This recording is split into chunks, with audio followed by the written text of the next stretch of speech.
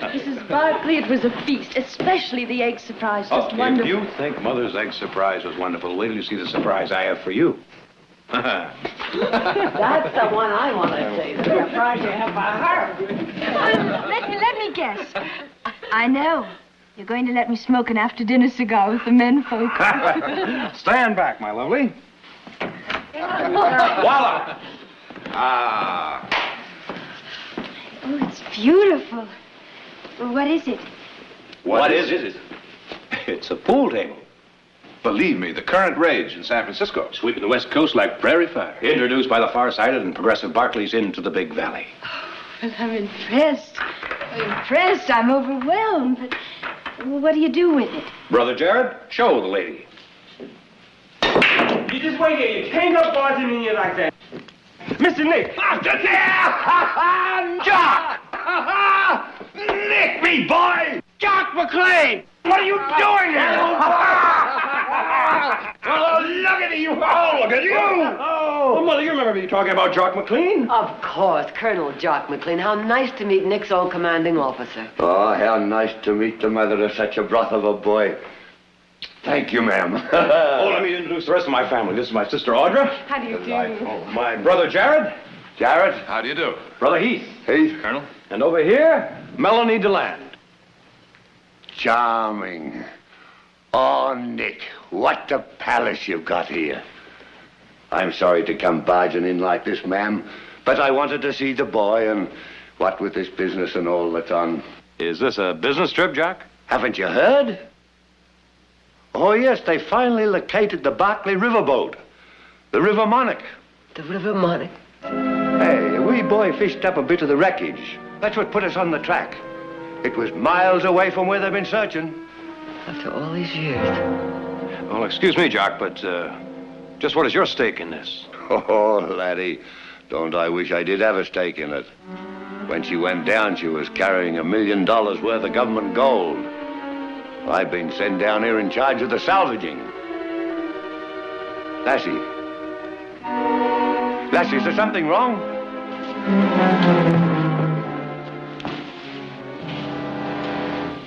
Melanie.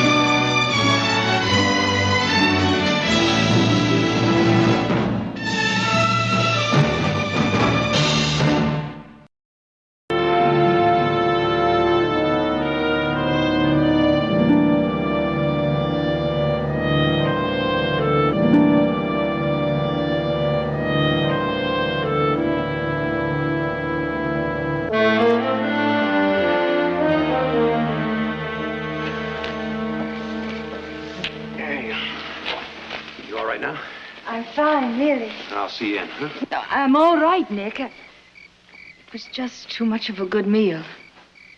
Well, you better be fully recovered by Sunday. I don't think I can make it through that picnic all by myself.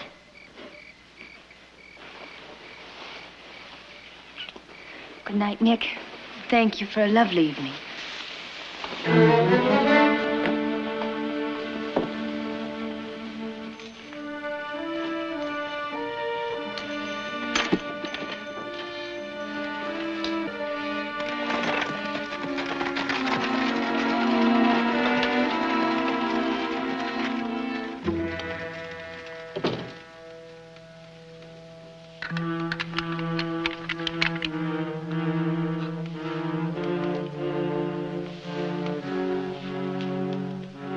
Please. No. No!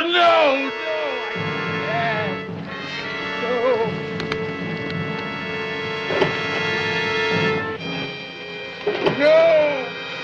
I didn't do it! No! Father!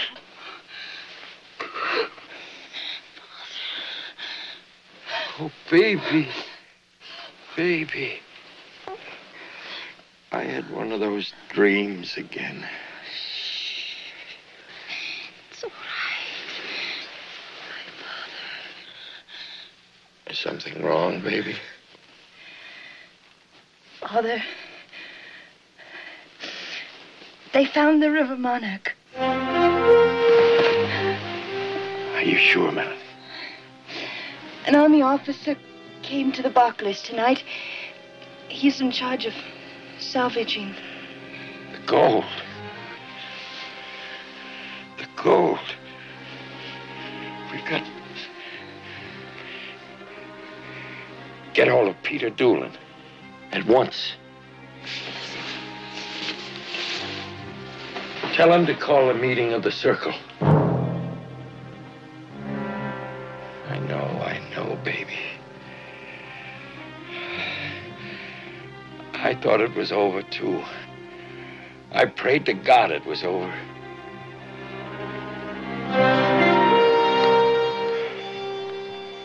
Well, the drum will roll and bless my soul. This is the way we go. Look, am I the only one with a voice around here? 40 pounds a day on beans and hay in the regular army, oh. In the regular army, oh.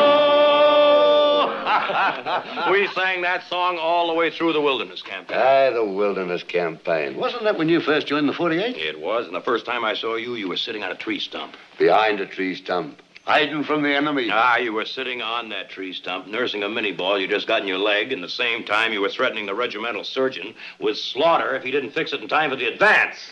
Days of glory, eh, boy? Now, will you all be joining old Jock in a wee toast? To the days of glory. To the days of glory.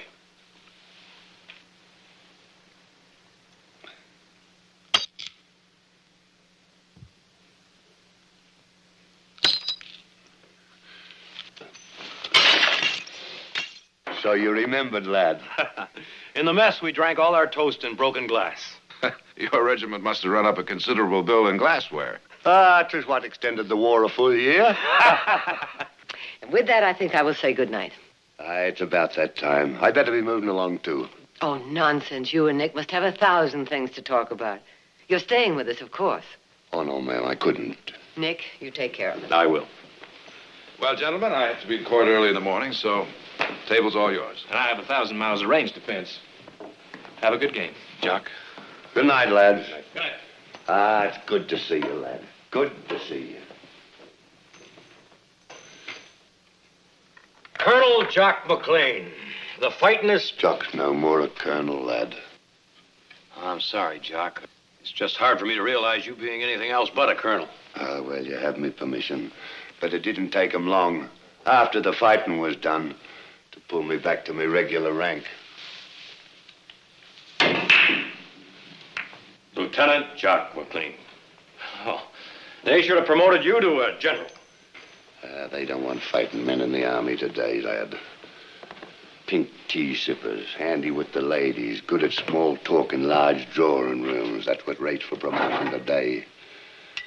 Ah, well. Old Jock will be retiring in 6 months anyway. Ah, to hang with all that. Nick, lad, tell me about that lovely lassie. Is it serious with you, too? Might be if I don't watch myself. I wish I was a lad again. Melanie DeLand. Now, why would that name be so familiar to me? Her father. Her father's Cyrus DeLand. He used to head up the Barclay shipping line. Aye. The Army report on the ship sinking. That's where I must have run across the name. Ah, think of it, laddie. $1 million in gold sitting on the bottom of a river. An old Jock in charge of hauling it up and getting it back to the government. And when it's all done, Nick, out of sheer gratitude, if not merit, now wouldn't you think that they'd be retiring me, well, at least a captain, on a $60 a month pension instead of 40? $20 extra. It gives a man incentive.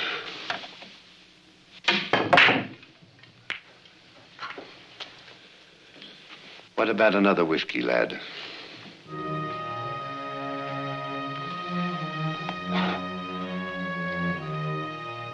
I've a bitter taste in my mouth.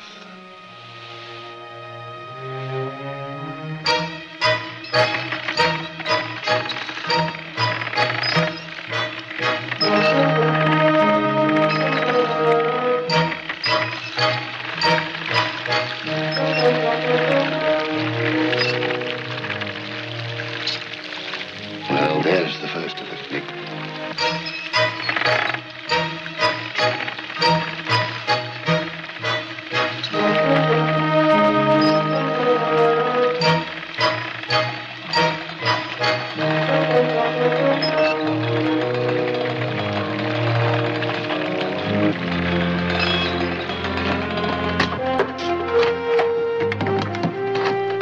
Break it open.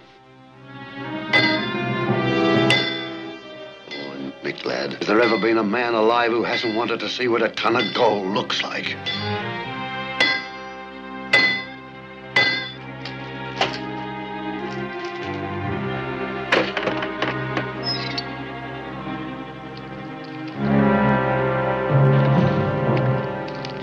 Lead. Plain pig lead. Lead.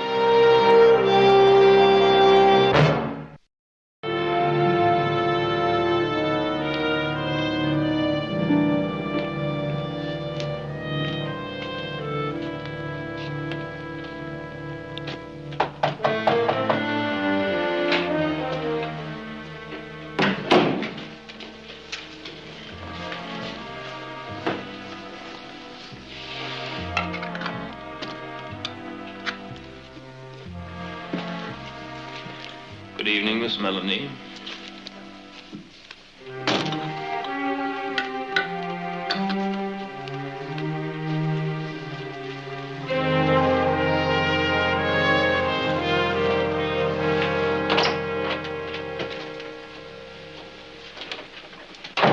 Gentlemen, it's been a long time. Would you excuse us, please, Melanie? Sit down, sit down. Our last little gathering was the night before the river Monarch started her ill-fated journey downstream. Now it seems the anti-ganglings of some misbegotten boy have brought her ruin to life. Isn't there anything to drink? Help yourself. You seem to be taking it cool enough, Mr. Doolan. Do you expect me to become hysterical over something that happened 8 years ago? This is a hanging proposition, Mr. Doolan. Aside from the gold, 23 men went down with that ship. We knew from the beginning there would be risk. That was war. But I'm not sticking my neck in a rope for a cause that died long ago. Then I suggest we find a scapegoat. Somebody has to hang. Who shall it be? Cyrus? Anson? Anyone care to volunteer? Oh, you're out of your mind.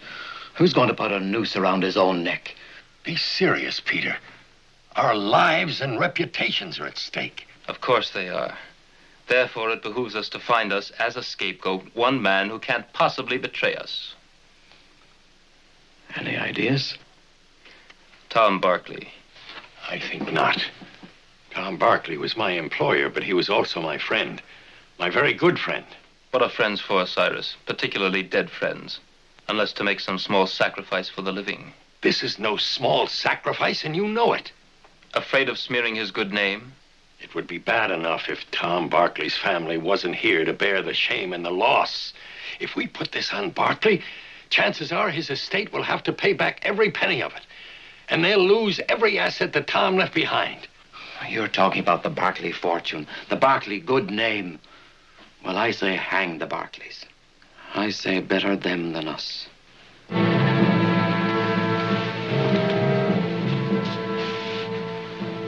Gentlemen. Mr. Doolan, how do we go about it? That's the beauty and the simplicity of it. Gentlemen, you have a distinguished journalist in your midst. One Peter Doolan. A few discreet items in the paper should help us all rest easier.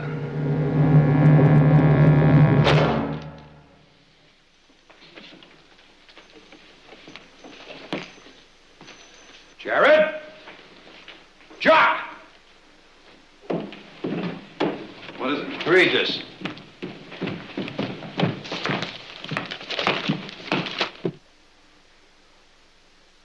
Where'd he get this? He stops just about 6 inches short of the biggest liable... Short? Read on. He practically accused his father of sinking the River Monarch himself.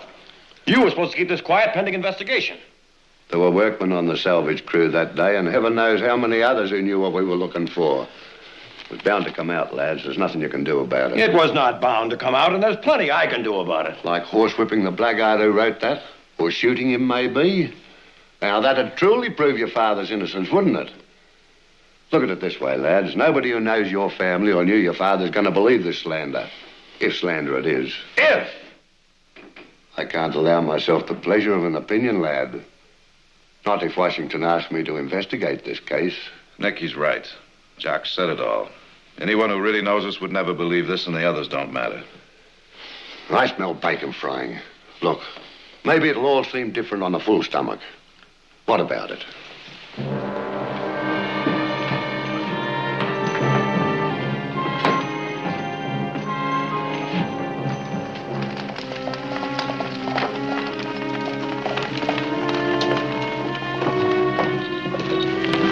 Minnie, how are you?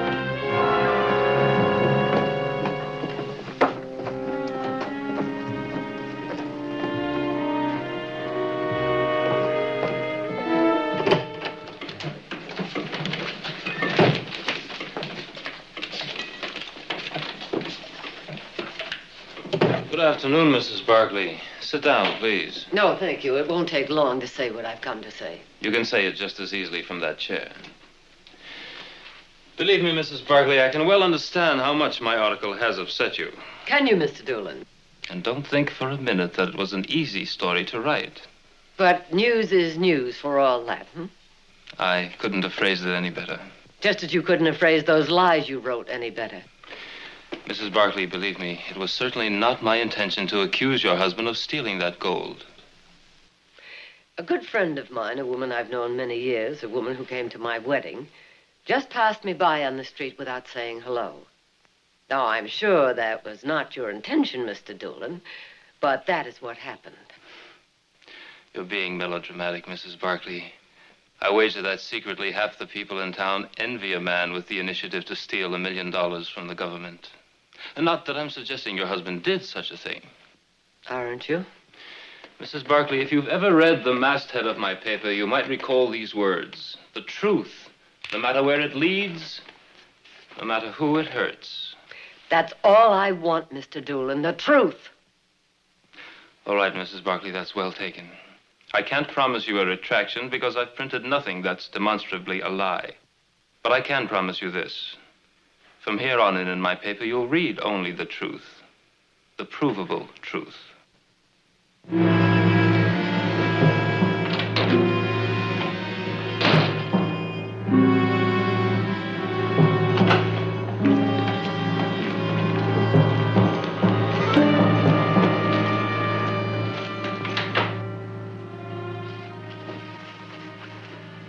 Sam, I'm not here.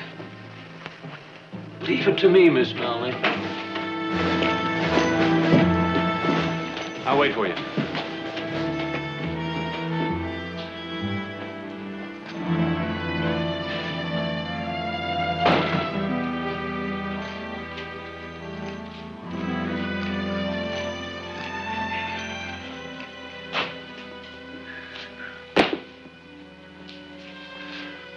Oh, Sam? This, some of that new manila rope I heard about? That's right. Might be able to use some of it at the ranch. If you come for Miss Melanie, she's gone. Oh, where? Didn't say. Oh, she told me to drop in if I was in town. Guess you're in hard luck. All right, what's bothering you, Sam? Nothing. Nothing's bothering you. What do you mean by that?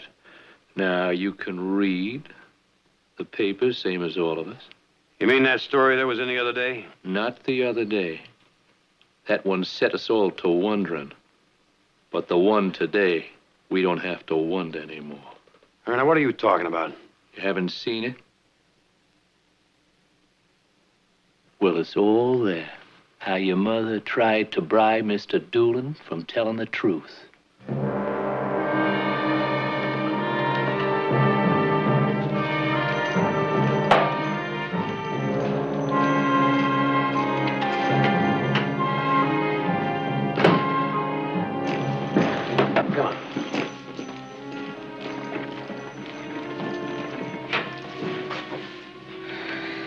Thanks, Sam. No trouble. Wanted to let them know how we feel in this town about thieves, even if they are Barclays.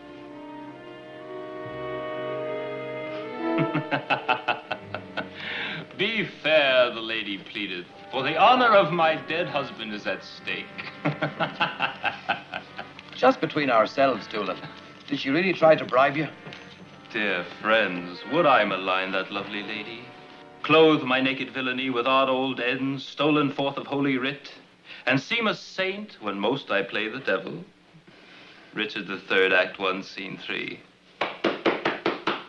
Well, Doolin, you are very versed in the classics. I find a reference handy when referring to rascals, Mr. Barclay. All right, Doolin, spell it out. You're not so shy in print. Name your rascals. If the sins of the fathers are truly borne by their sons... Come on, Doolin. Don't be so touchy, dear boy. It isn't every man who can boast of a parent who got away with a cool million in government gold.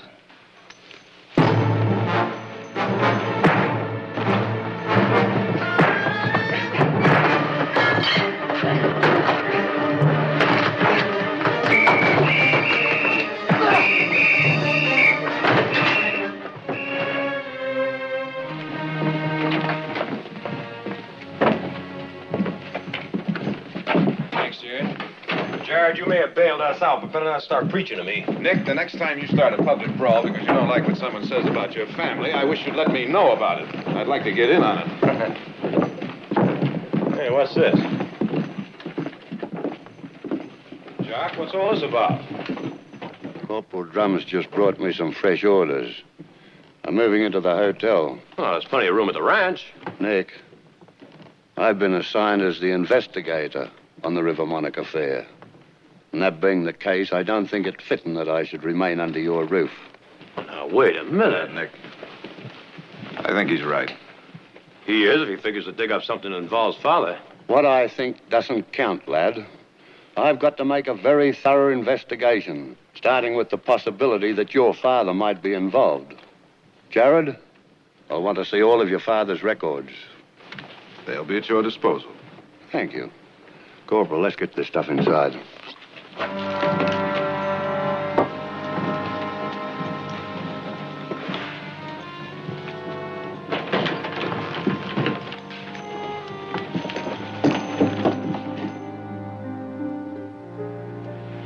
What about this? All right, Jock, I can't account for this $70,000 deposit. But 70,000 isn't a million. I know it's far from a million, but there are others.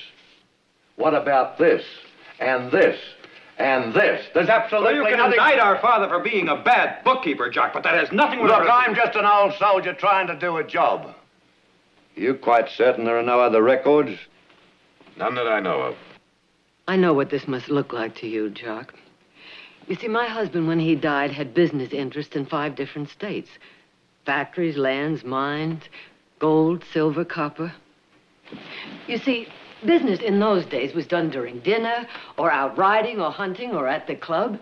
A contract was drawn up on a paper bag, and between men of honor, no contract at all. A man's word was his bond. I'll accept that, but if it's possible that your husband might have earned that $1 million and not account for it in his books, it's also possible he could have stolen it and not account for it in his books. No, just a minute, Jock. Now, look, there's another thing, too. The ship never sunk because of an explosion in a boiler room. There was a blasting device planted in a cargo hold. You're talking about murder, because 23 men went down with that ship, and that, Jock, that my husband could have been no part of. Not for 1 million or 10 million or 20 million. Well, I didn't know the man. I did. There was a young boy in my regiment, Corporal Philip Talbot. Ah, broth of a boy. Fearless. Went down fighting. Half a dozen bullets he took. His beautiful young wife. She mourned him something fierce.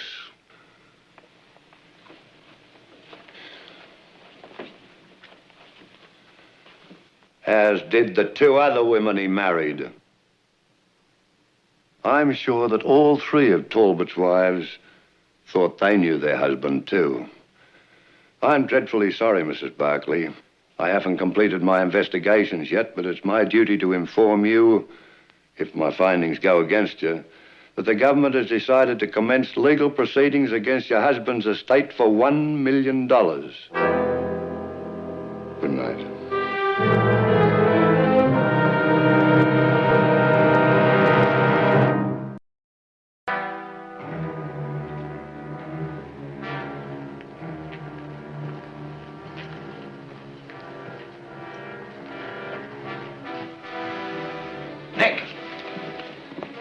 Nick!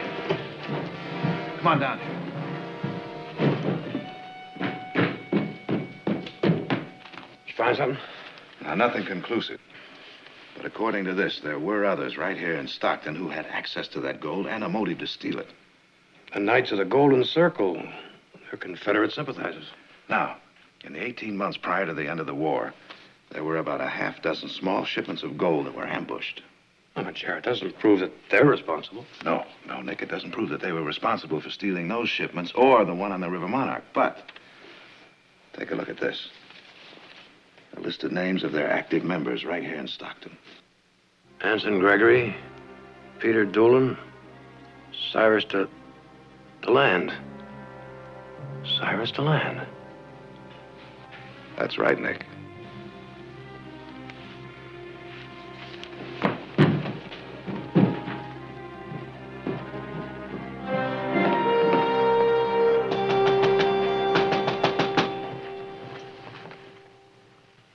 Nick, it's late. Now, Melanie, you got better manners than to talk through a door.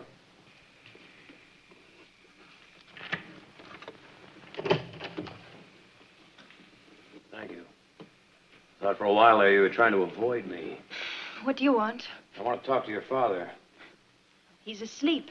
I think it's important enough to wake him up. I'll decide that after you tell me what you want with What him. I have to say to your father has to be said in private. I am not waking him, Nick. All right, Melanie. Your father was in charge of the Barclay shipping line, and Anson Gregory was the purser of the River Monarch. That's a matter of record. Now, either of them had as much access, if not more, to the gold than my father. As much access and more motive. Motive? You mean for the money? Oh, look around, Nick. Does this look as though my father stole $1 million? Do we live like millionaires? If he had stolen the gold, where could it be? How could he have gotten rid of it? Could have sent it to Richmond, to the Confederacy. You'll stoop to any vile slander to exonerate your own father, won't you? Not only is my father a thief, but a traitor to the Union. I think you'd better leave, Nick, now. Before you faint, like you fainted at my house when Jock McLean mentioned they had found the River Monarch. Get out of here, Nick. Not until I talk to your father. Not now. He's asleep. He's been ill. You know that, Nick. Now, Melanie, I'm going to talk to him, if not tonight. I don't know anything that could help you, and neither does he. You're lying. Will you please leave my father alone? Melanie, I'm going to find out the truth, Melanie. If not from your father, then from Anson Gregory. And if not from Anson... You won't find out anything from Anson Gregory, Peter Doolin, or anybody...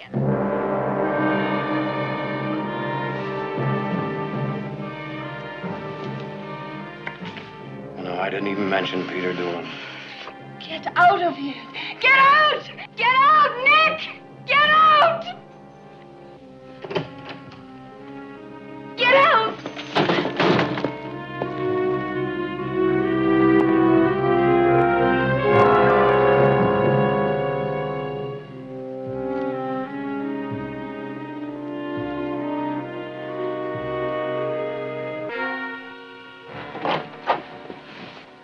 We couldn't help overhearing, Melanie.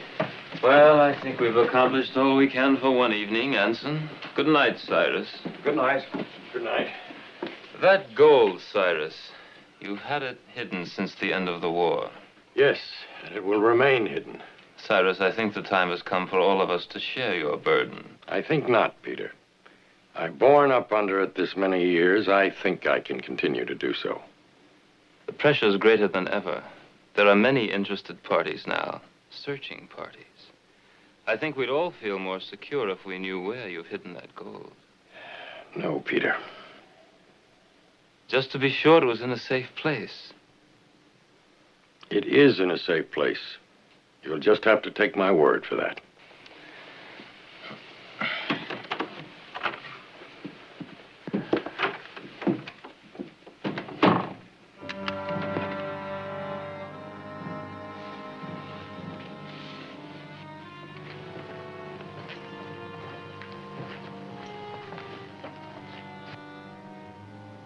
I made a mess of everything, haven't I, Millie?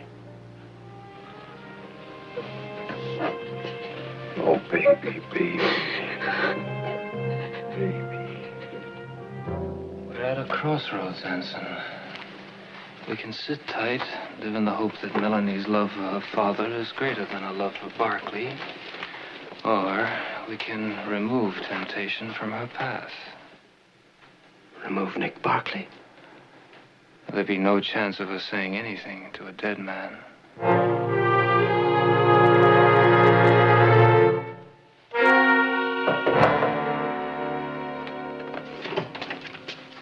Is the lieutenant here? He's not in.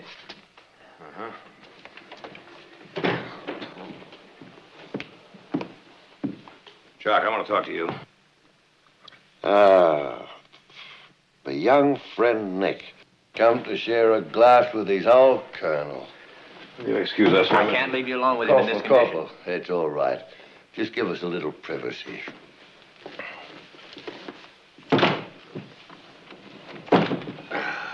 Jock, I've got to talk to you about something now. It's very important. Nick, just give me a moment. Give me a moment. Corporal! Corporal John! Cold, wet towel. Jock, this is very important. It's important. I presume it's about the gold. The gold. The gold. That's important, all right. Bless you, Corporal. Bless you.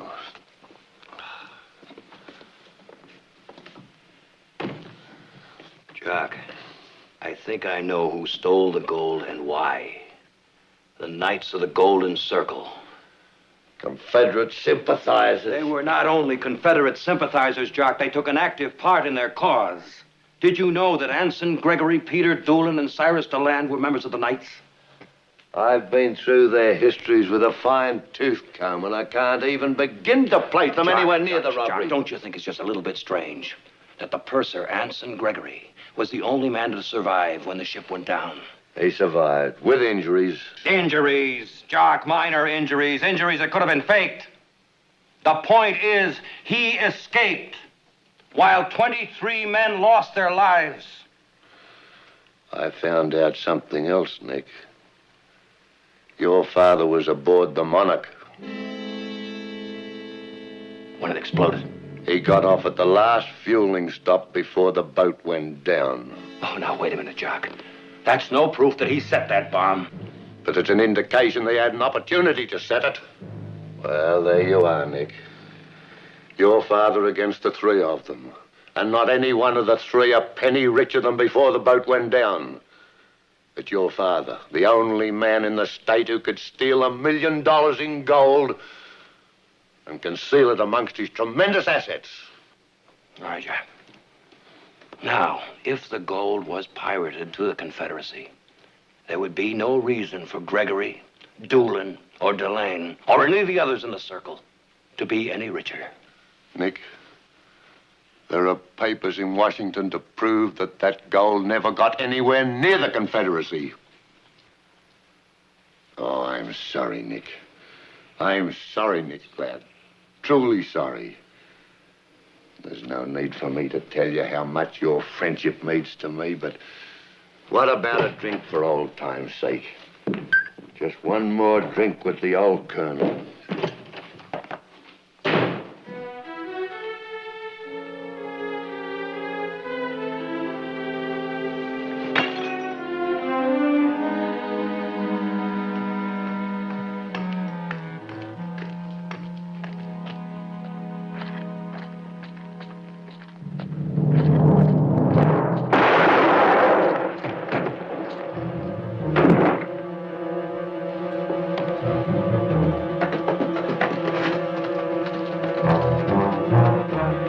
this money. Make it look like a robbery.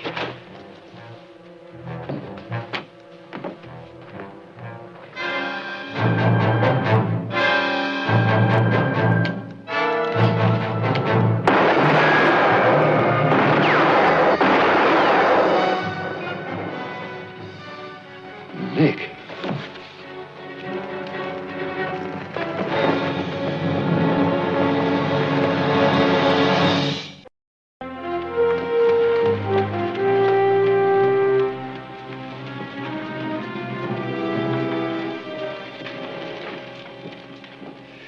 Wait for me, Melanie. Father, It's gone far enough. Too far.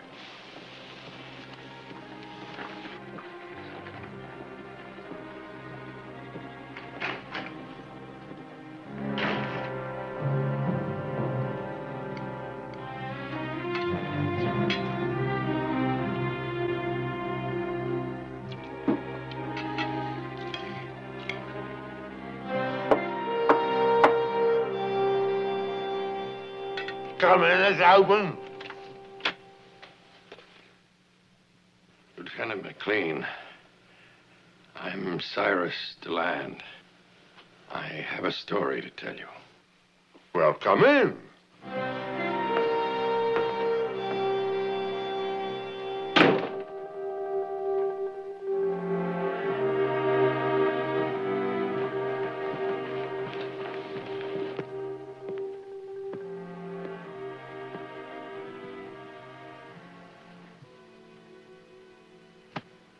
Oh, Nick, you know what the doctor said. Doctor be hanged. If I stay in that bed one more day, I'm going to really be sick. I'm all right.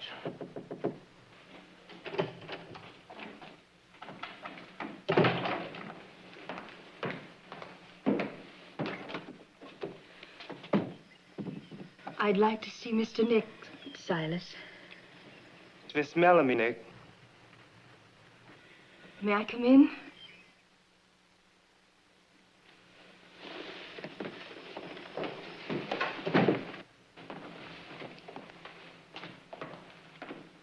Mrs. Barkley? Nick? Hello? I would like to speak to you, Nick. I'll get some coffee. Thank you, Mrs. Barkley. If you come to see about the state of my health, Nick, and if your friends are interested, Nick, I'm here because you mean very much to me. I've hated doing what I've had to do. Avoiding you, lying. But there seemed to be no other way. Nick, you were right. My father was involved. Your father will be cleared. you sure? I'm sure. I wanted you to hear this from me. Does Jock know? Father offered Lieutenant McLean a trade. The return of the gold in exchange for amnesty for his friends. My father's meeting with McLean now to take him to the gold.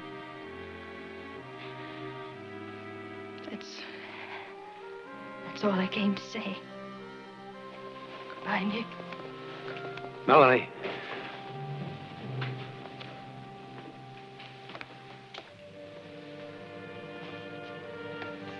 I would have acted the same way if my father's life was at stake. I even risked losing someone I cared very much about just for his reputation.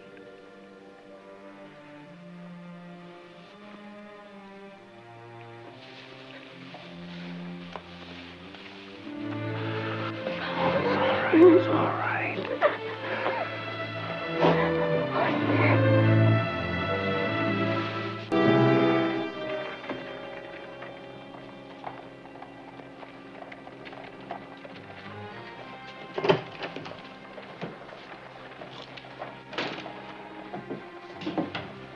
Sorry for the delay. I'm ready to leave now, Mr. DeLand.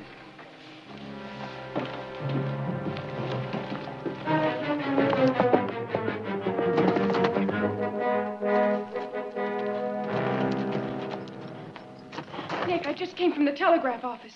They said that Jock sent a telegram to Washington saying that Father was guilty of sinking the River Monarch.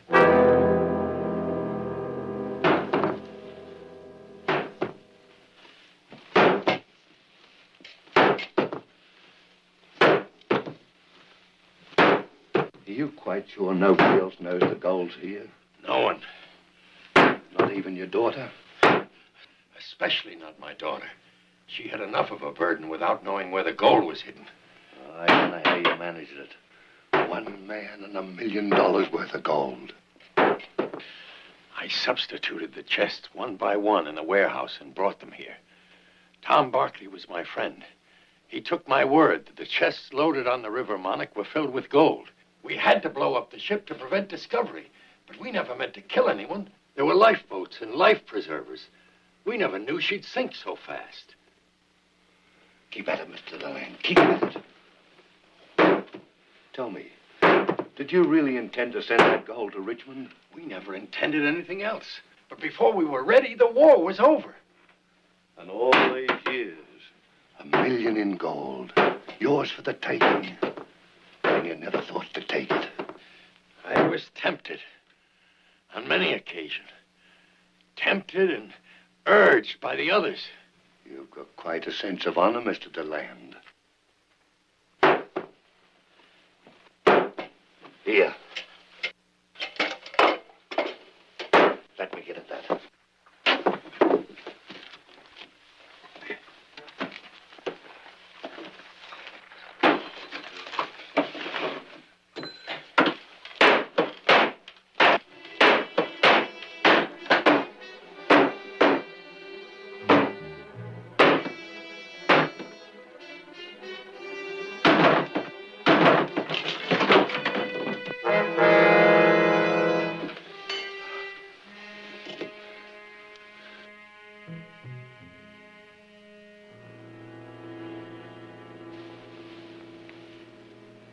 Yes, Mr. Deland. You do have quite a sense of honor.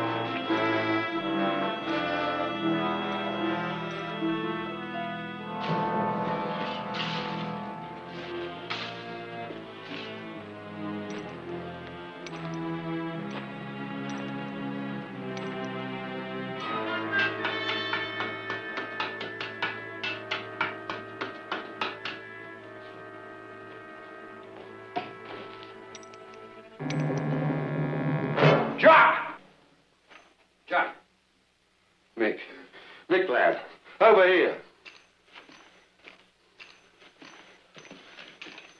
What happened here?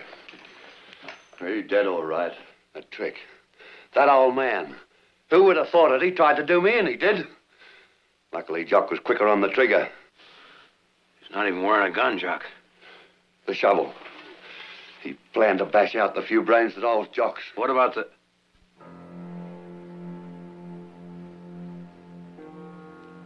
What about the gold? Just a trick. There's no gold here, lad.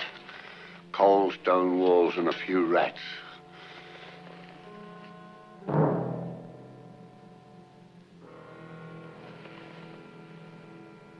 How did you find us, lad? The old man said that the old man had nightmares, Jack. Nightmares about gold and mines. So, Melanie thought it'd be a good idea if I checked out the mine. So did I. Well, it turned into a dead end. Let's get out of here, lad. I'll send my man round to look after the body.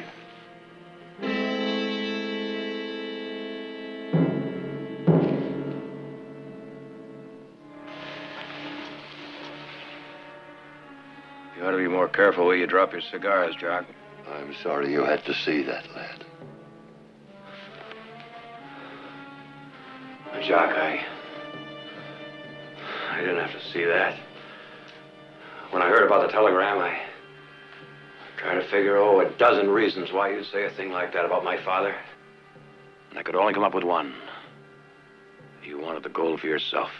You're making it easy for me to do what I've got to do, Nick. Well, I'm only sorry that I won't be here to watch you try to talk your way out of this. Stay where you are, Nick. Don't move. I swear to you, Nick, I'll shoot. I wouldn't do it if I were you, Jock.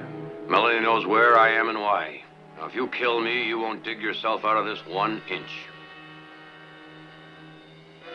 Nick! Nick! For the sake of everything we've been through, stop! Nick! Nick!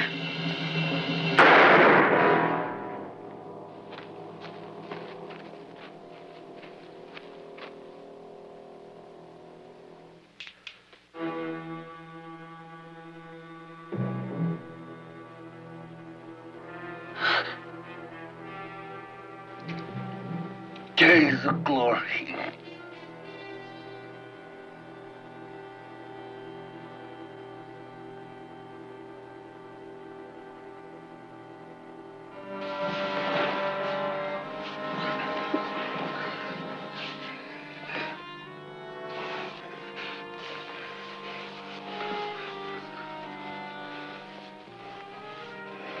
My soul, this is the way you go. This is the way you go. Being a regular army.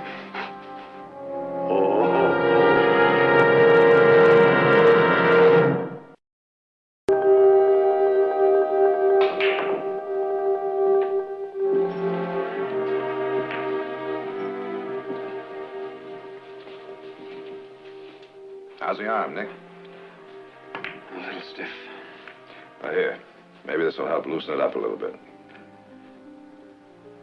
Jock told me once the Army was his whole life. He joined when he was 16, gave it 30 years of service. 30 years of honorable service. I wonder if that'll account for anything at the court-martial. I don't know, Nick.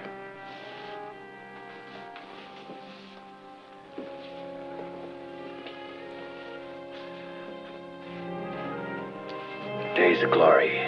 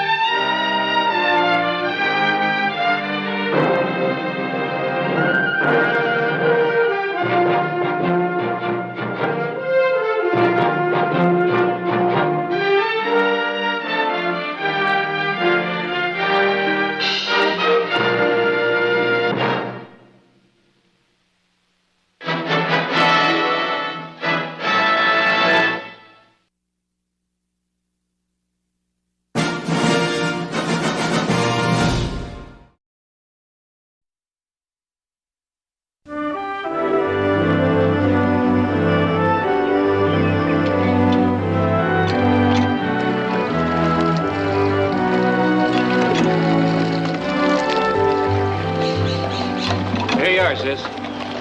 Oh, thanks, Pete. You shouldn't have bothered. I could have saddled him. Well, I had to saddle mine anyway. I'm going to go to town. Wouldn't ride too far in this heat, though. You'll melt. Oh, I'm just going down to the swimming hole for a swim. Well, that's a good idea. If I didn't have to go to the bank, I'd go with you. I'm glad you can, otherwise I'd have to take my bathing habit.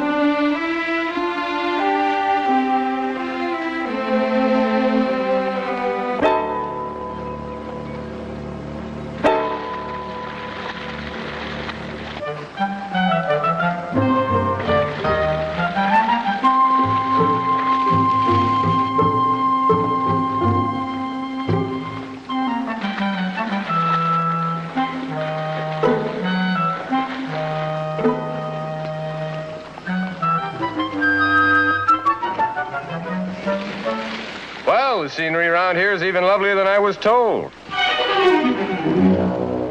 Sorry, I didn't mean to frighten you. Who are you? How did you get here? I imagine the same way you did. Rode up, dismounted, took off my clothes. This is private property and you're trespassing. Well, according to the map in my saddlebag, this is a community waterhole open to everybody. But you had to cross Barkley Range to get to it. Really? Yes, and you'd better leave immediately. Oh? I'm Audra Barkley, and I'm ordering you to. Please.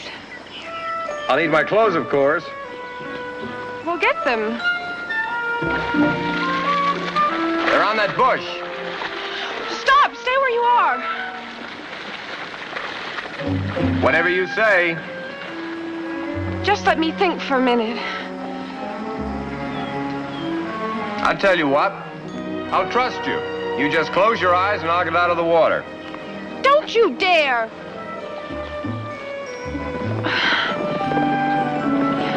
I'll get dressed first and then... Somebody's coming! Oh, they mustn't see us! I'm willing to take my chances. Please. Well, in that case...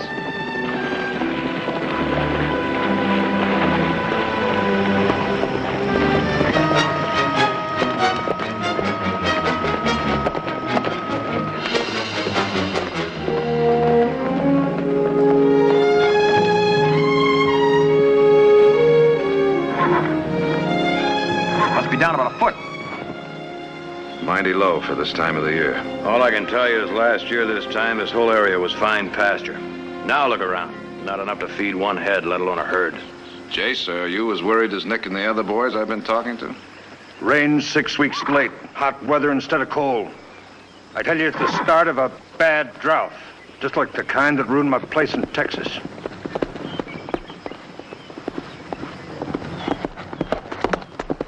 Jared? What's wrong? Drought scares brought on a panic. Run on the bank this morning, cleaned it down to the last penny. It's closed its doors. All the cash I had was in that bank. All the cash anybody had was in that bank.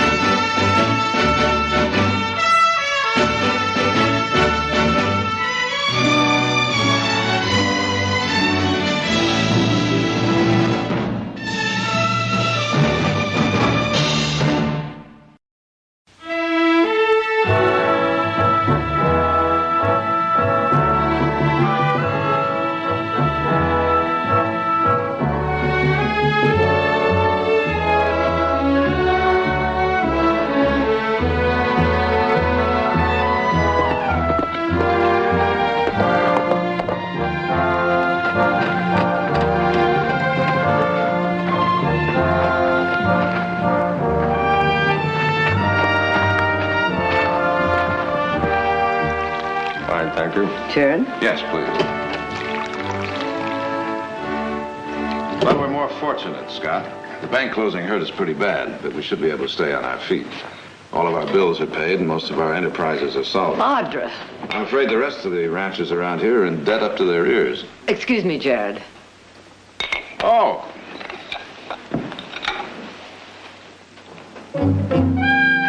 Mr. Breckenridge, I would like you to meet my daughter. Audra, this is Scott Breckenridge. At your service, Miss Audra. Audra. I think Mr. Breckenridge and I have met before. Yes, I have the same feeling. Where was it? Let me see. I remember. Paris. At the Duc d'Orléans' annual masquerade ball, you went as a water nymph. No? Well, London then. The Savoy? You were dining with Count, Scott, I'm afraid you have Audra mixed up with somebody else. Counts in the continent are still just a little bit out of her line. Well, that's their great misfortune. Oh, speaking of misfortunes, did you hear about the bank failure? How awful. Indeed it is. I'm sure under the circumstances the family has a lot to talk about, Mrs. Barkley. I won't intrude any further. You're not intruding at all. Of course you're not, Scott. I'm only sorry you made the trip from San Francisco for nothing. Not necessarily for nothing. There's a lot of money to be made in bad times as well as good. If your offer to show me around still holds, I'd like to stay in town for a while. It certainly does. Why don't you meet me here for breakfast in the morning? We'll get an early start. I'll be here. Thank you for your hospitality, Mrs. Barkley. We look forward to seeing you tomorrow morning. A pleasure meeting you, Miss Audra. I hope we bump into each other again sometime. I'll see you to the door.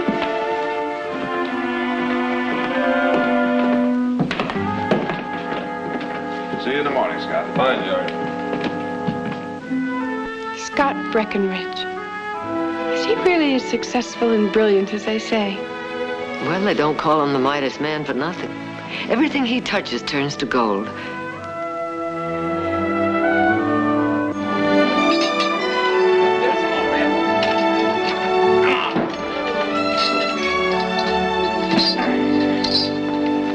Come on, Nick. All right. Wind him up. Got it?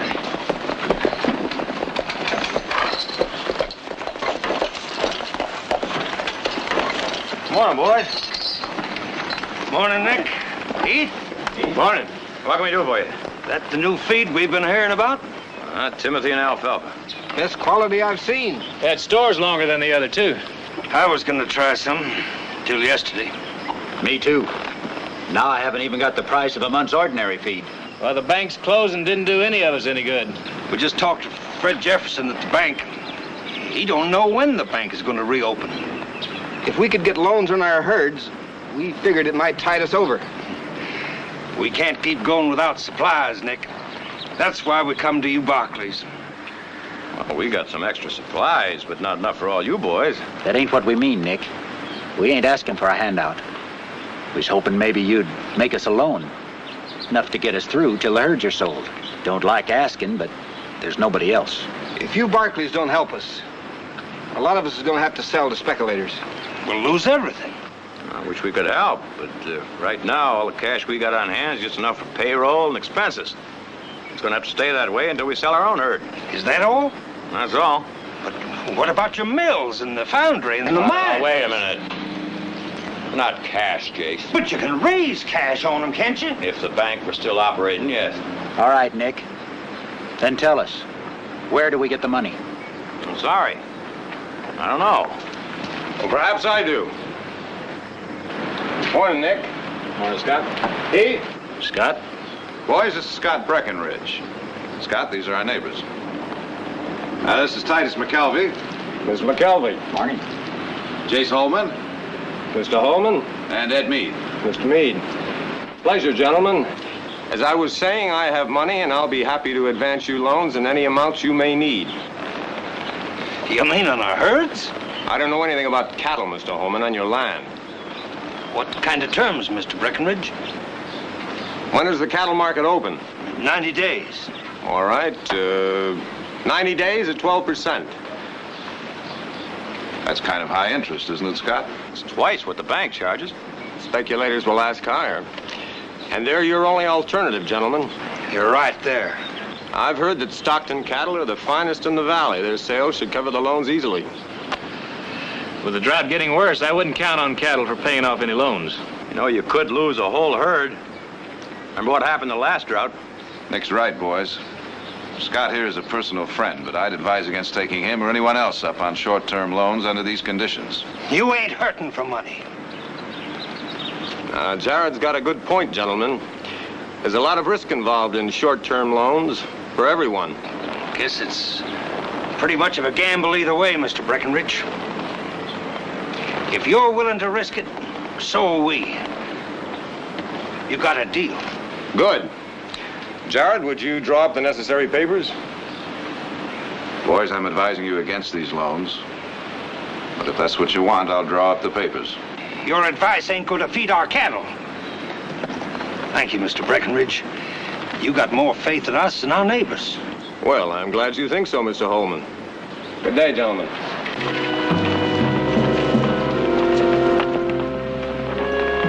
All right, boys, let's get back to work.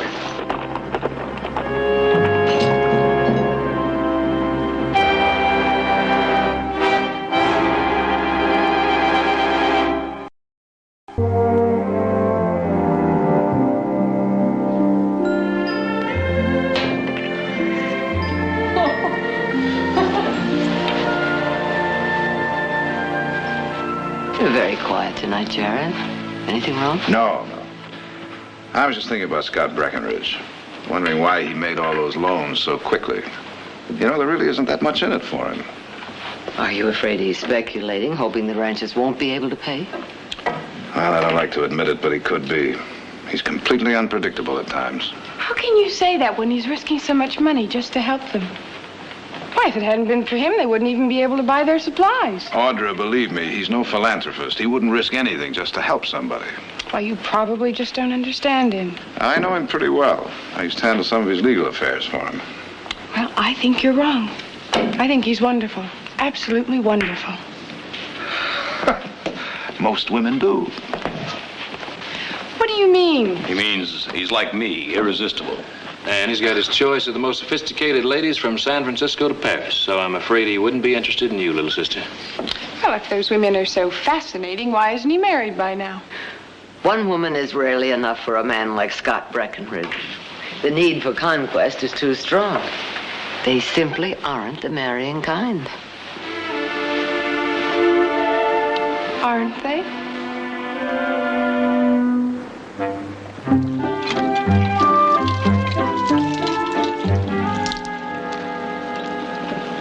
Boy, howdy. Where are we going like that in broad daylight? Into town. In that dress? You're gonna get a terrible sunburn. This dress is the latest thing in Godey's ladies' book.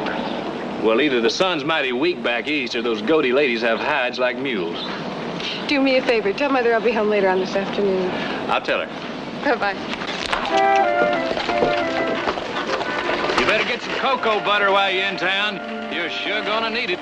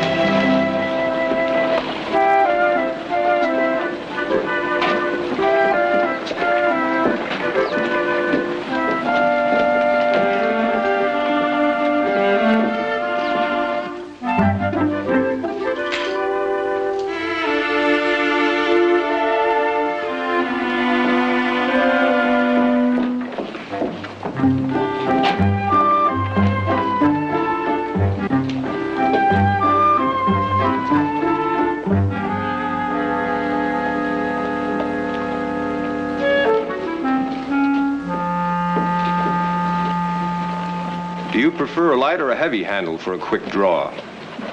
Good morning, Miss Audrey. Good morning, Mr. Breckenridge. What a pleasant surprise. I was just about to say the same thing. Thank you. Isn't that one of Godey's latest frocks? Why, yes, it's called a morning dress. Yes, all the ladies in New York are wearing them now. Really? Oh, they're considered to be the height of sophistication. That one makes you look at least 16. I'm well over 16. Well over 16, you don't say.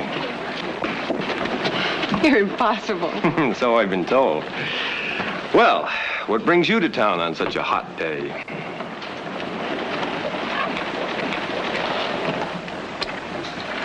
I have an appointment at the dressmaker's. Well, may I have the pleasure of accompanying you? Well, thank you, but you needn't bother. Oh, nonsense. It's no bother at all.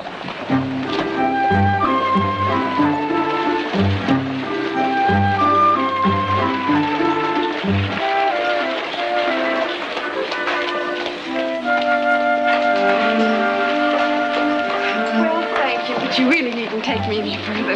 Well, I've seen you this far. I'll see you to the door.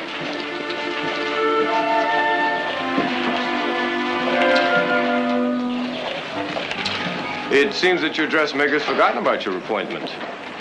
Well, she probably just stepped out for a minute. I'll just wait. I'll wait with you. No, it really isn't necessary. I'm sure she won't be long. Why, I wouldn't dream of allowing a lady to wait alone.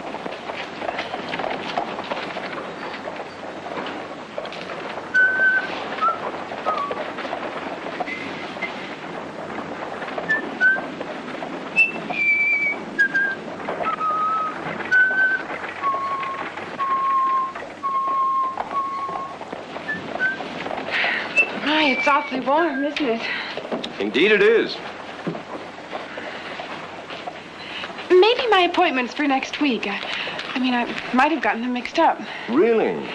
Yes, I don't think I'll wait any longer. A wise decision.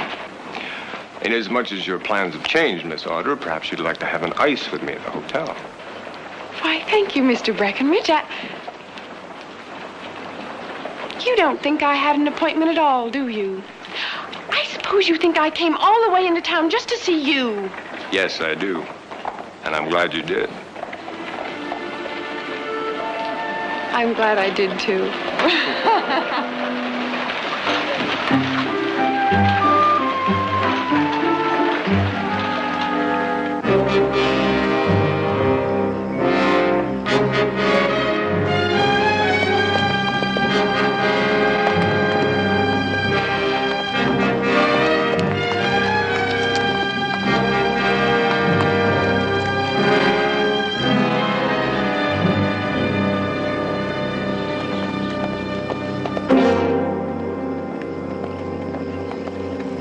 Hold it!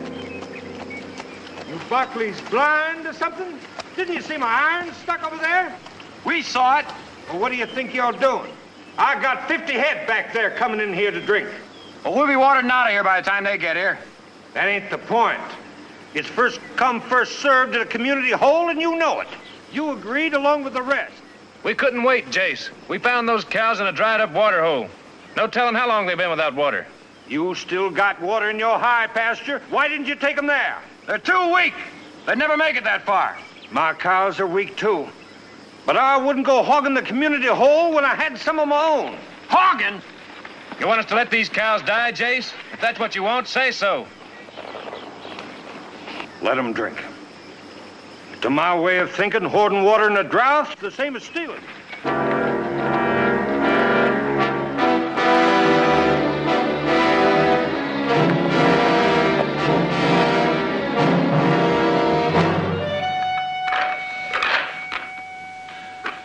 Well, how about a game, Heath?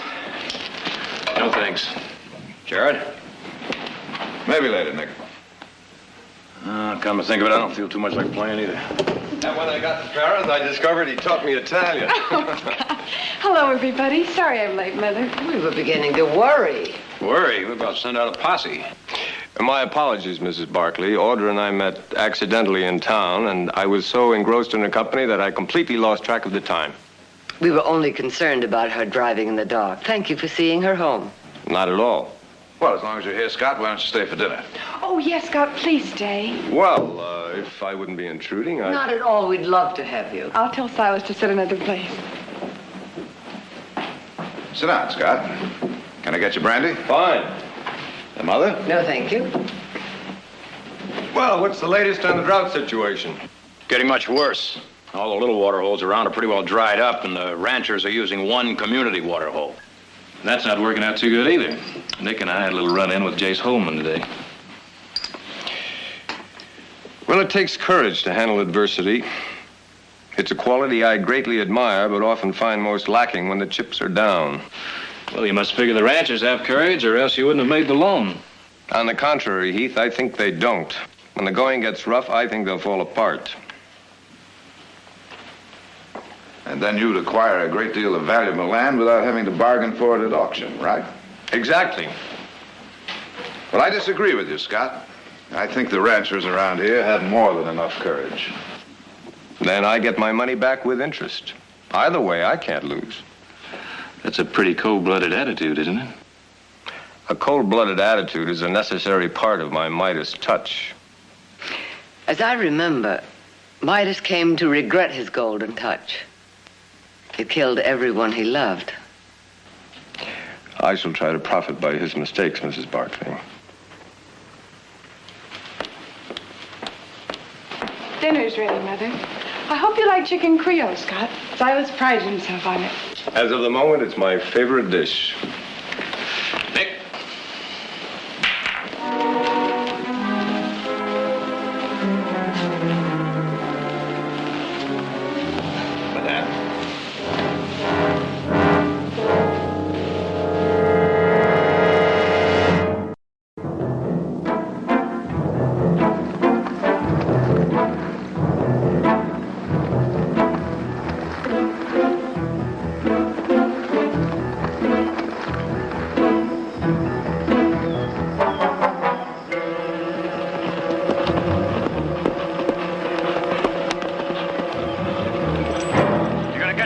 You better quick get to it, because I plan to drink this whole thing dry. You don't, I guarantee to finish the job. What's the matter? Sulfur. Oh, well, now that's all we need. We bring sulfur up through. Sounded like dynamite. Yeah, right over that rise.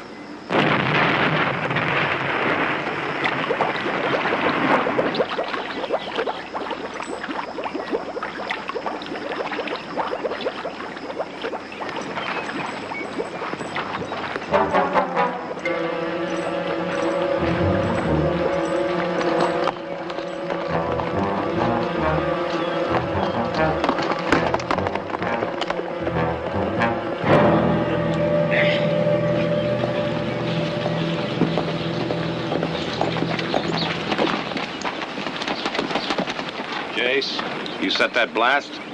Any objections? What's the idea? We're dynamiting for rain. You're what? Dynamiting for rain? Worked in Nebraska, dynamited 3 days and broke the drought complete. Probably was due to break anyhow. No, sir, there wasn't a cloud in the sky. Jackrabbits are green. Well, all right, don't believe me, but it's my land, and we'll do what we want. There's only one big water hole left, and it's getting lower. We gotta do something. Well, the stream that feeds that big water hole runs right under this ground here. You keep blasting, you're gonna foul it for sure. It's already beginning to go yellow. What are you talking about? We were just there. Sulfur's leaking into the south end. We better set these over in the West Canyon. Be better if you stopped blasting altogether. You Barclays wouldn't lend us money, and I don't notice you sharing water, so don't give us any advice.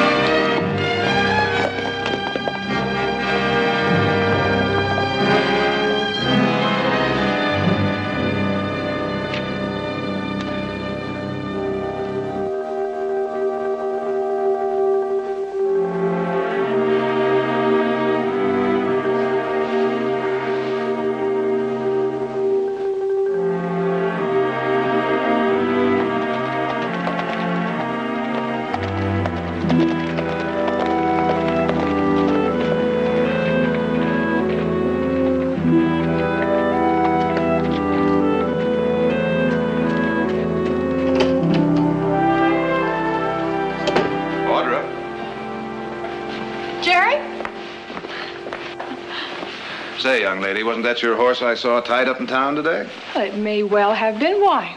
Well, usually when you're in town, I can expect a visit. And then the extreme pleasure of taking the prettiest young lady in Stockton to lunch. Well, I appreciate the compliment, but I couldn't have had lunch with you today anyway. I gathered as much. You've been seeing quite a bit of Scott lately, haven't you? Yes, I have. And I'll never be able to thank you enough. Thank me? For what? Well, it's because of you that he came to Stockton. Well, not exactly because of me. He never was one to miss a business opportunity, you know. Well, anyway, you had something to do with it, and I can't thank you enough. Not nearly enough. Well, I wish I could honestly say you're welcome. Audra, how much do you think you know about Scott? Well, to begin with, he was born in New York City in 1841 of English parents. Now, that isn't what I mean. I know it isn't. Why do you ask, Jared? Well, I just don't want to see you get hurt, honey. I know Scott well enough to feel positive he'd never hurt me. You're sure? I'm sure. But thanks for worrying, Big Brother.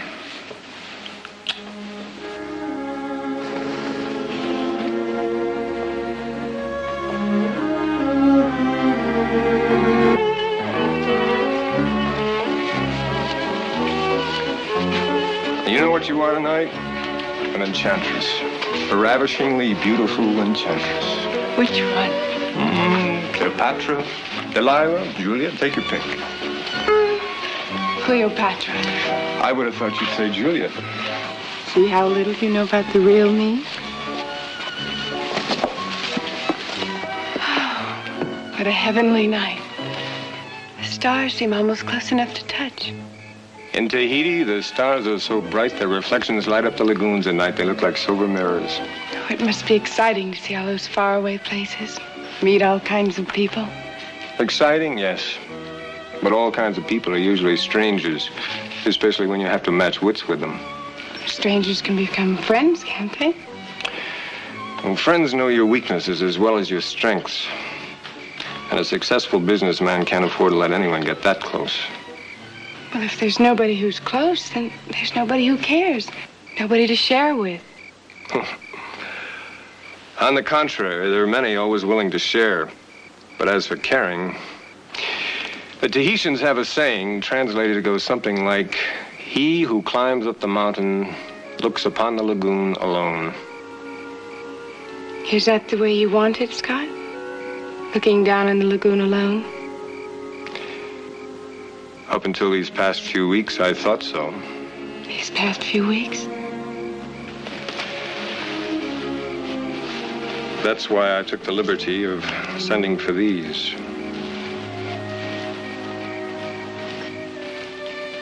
You mentioned you like pearls. I've never seen anything so exquisite. Wait, I really shouldn't take them.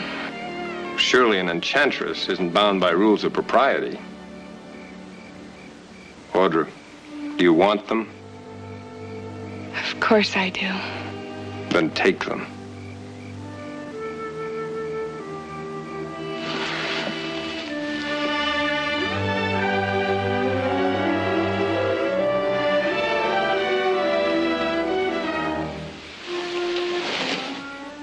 How do they look? You look beautiful.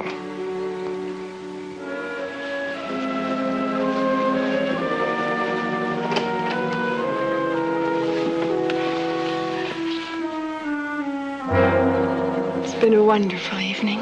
For me too, Audra. I'll see you tomorrow. Of course. I'll come by in the morning. We'll go riding. And I'll pack a lunch. I know just the spot for it.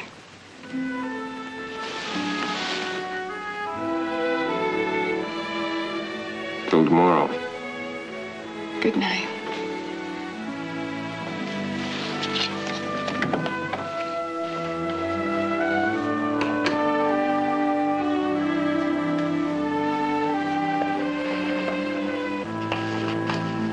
Audra? Did you have a nice time? Oh, marvelous. Dance and dance and dance and dance. Look what Scott gave me. He sent to San Francisco for them. Well, they're lovely. Is it some special occasion? I just said I like pearls, that's all. Well, I'm sure Scott only meant to be thoughtful, Now, but... Mother, I know what you're going to say. That I shouldn't accept expensive gifts. Unless they're from my fiancé. Oh, I know he's going to ask me, Mother. I just know it.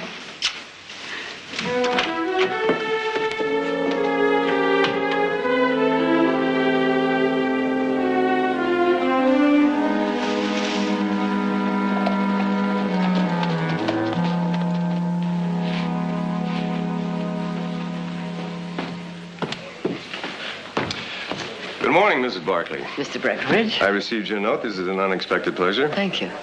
May I offer you some refreshment? No, thank you. Is there some place we could talk privately? Over here?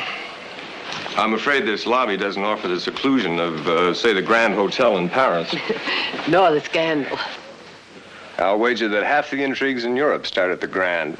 Especially the romantic ones. Yes. At that little table on the balcony just to the left of the main staircase. Oh, yes, that French count used to meet his little ballerina there. The one his father tried to buy off. Now, what was her name? Minette Duclair. Lots of men used to meet her there. Oh? Oh, she must have been more experienced than she appeared. Well, theatrical people generally are. Not only theatrical people. I found in most walks of life, appearances can be deceiving. Audra's a very good example of that. Audra, deceiving.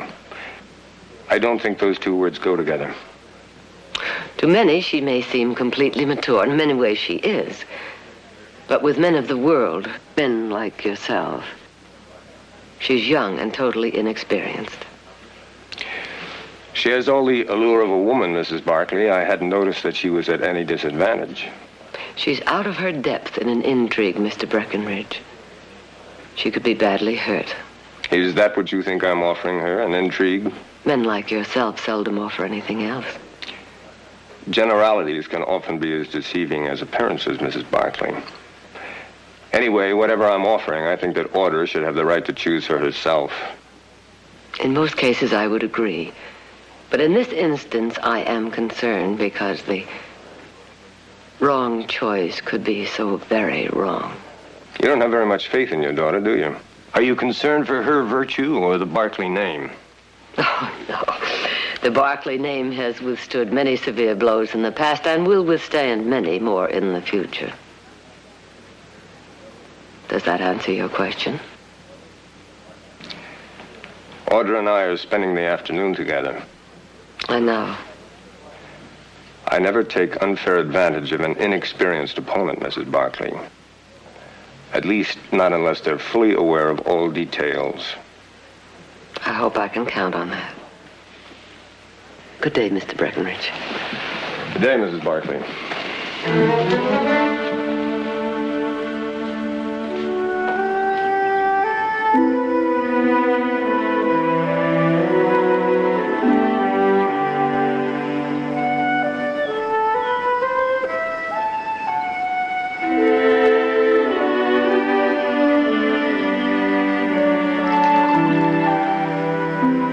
That's the last.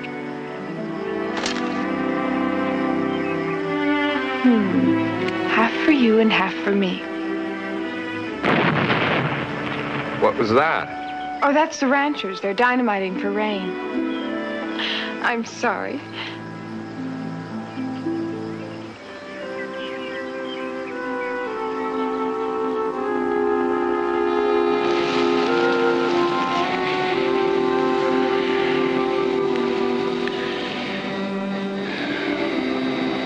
That was even more potent than the wine.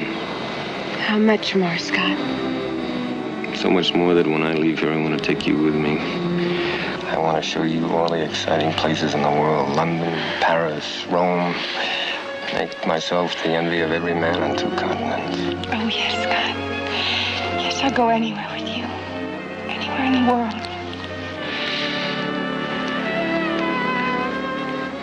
Oh, I knew you'd love me. I knew you'd ask me to marry you. Audra, didn't ask you to marry me. Oh, I know, not in so many words. I thought we understood each other, especially after last night. That we were two of a kind, not tied down by other people's rules. But you just said... What I just said was an invitation to a wonderful, exciting, romantic interlude with no strings attached for either of us. Strings choke love, Audra. They destroy it, turn it into hate. No, I want strings. I want to be tied to you for the rest of my life. I love you. I love you. But love is a thing of wings and wind. Clip those wings and... Well, I won't do it. I can't do it. What you're saying is that you want me for your mistress, but not for your wife. What I'm saying is that I want you. That's the important thing. No, you don't want me. Not really. Not enough. Audra. Audra. You're treating me like I was a cheat. Audra. I never want to see you again. Never.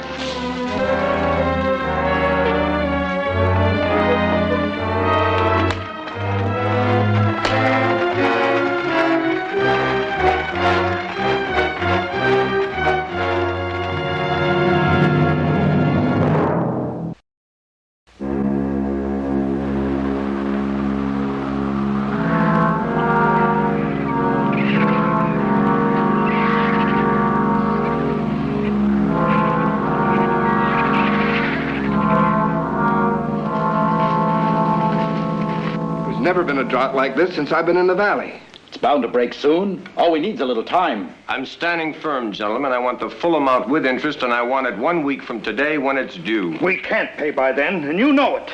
Then I'll expect you to vacate the land. Suppose we refuse to get off. You do that, Mr. Holman. And this range will be swarming with state deputies within 48 hours. I believe that's all, gentlemen. That is till next week.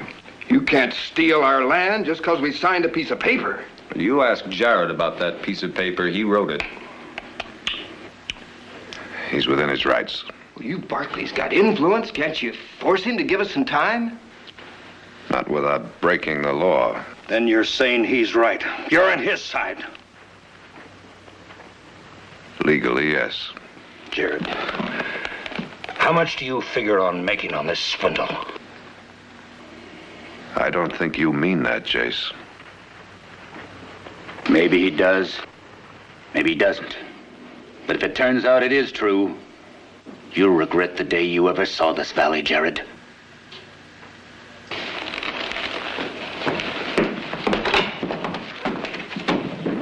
Scott, I'm going to ask you one more time. Extend those loans for 30 days at the same rate of interest. I like it the way it is. All right, then.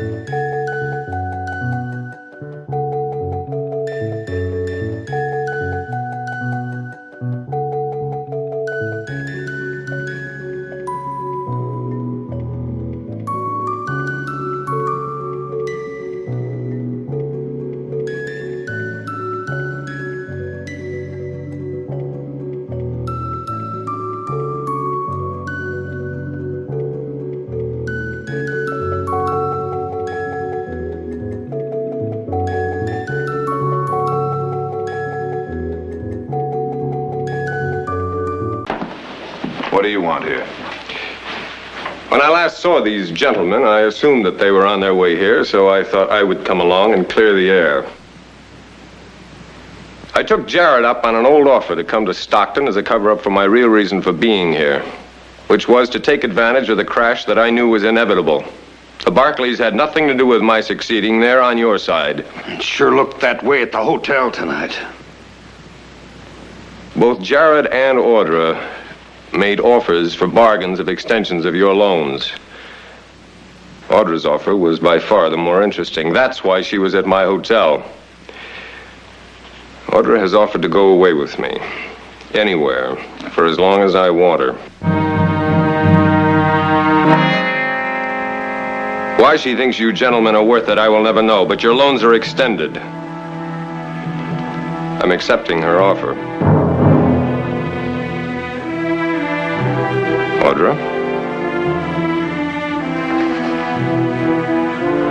She's not going anywhere.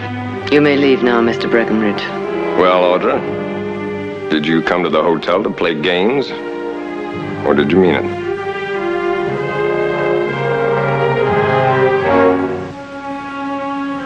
I meant it. Audra, you don't know what you're doing. Yes, I do. And not you or anybody else in this family can say or do anything to stop me.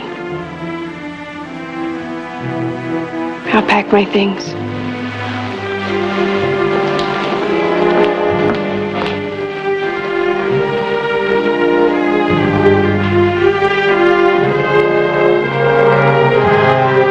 Speaking for myself, I don't think I accept your extension, Mr. Breckenridge.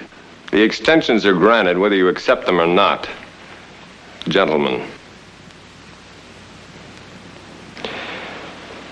On the other hand, Mrs. Barclay, I have no intention of letting your daughter go through with her promise to me. I once said that I admire courage. I had never thought to find so much in one so young and so beautiful.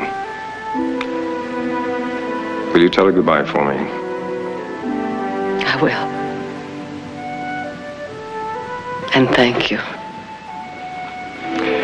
I can find my way out.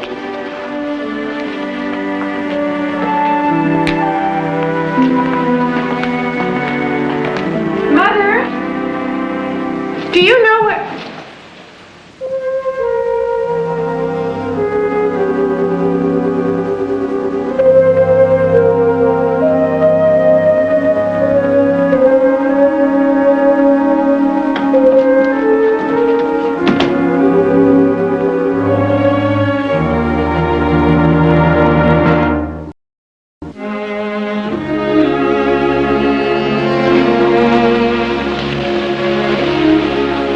To steady your nerves.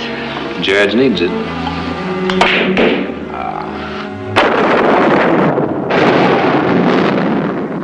Thunder and lightning. The drought's over.